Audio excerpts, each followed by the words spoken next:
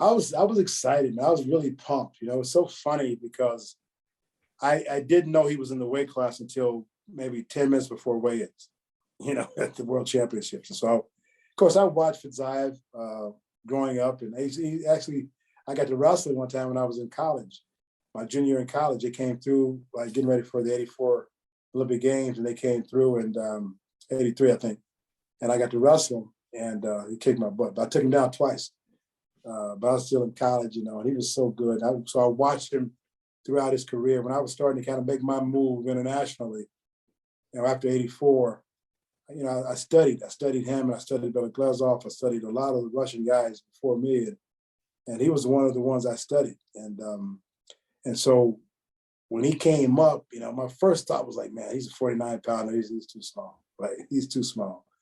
Because at that point, I was I was a solid 163 pounder, and I was pretty much whooping all the 49 pounders, like the guys that were on our team, USA team, all those guys. They really couldn't wrestle with me, you know. And so that was my first thought. But then I saw his first couple matches in the World Championships, and he was kind of going through the guys, right? And I was like, this guy must be strong. He must be really strong, right? And so I kind of readjusted my mind and said, okay, I need to be ready. I need to be ready for him. And but no, I was excited. I'm always excited to wrestle Russians. Throughout my career, I was always excited to wrestle against the Russians. They were so good, man. They were so good, and they were the guys to beat, and they're still the guys to beat. And no, but I went in very confident. You know, at that point, I was really wrestling well.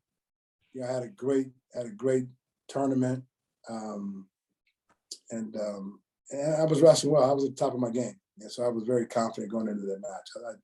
I thought I'd win. I didn't know, I definitely had to adjust my strategy during the course of the match.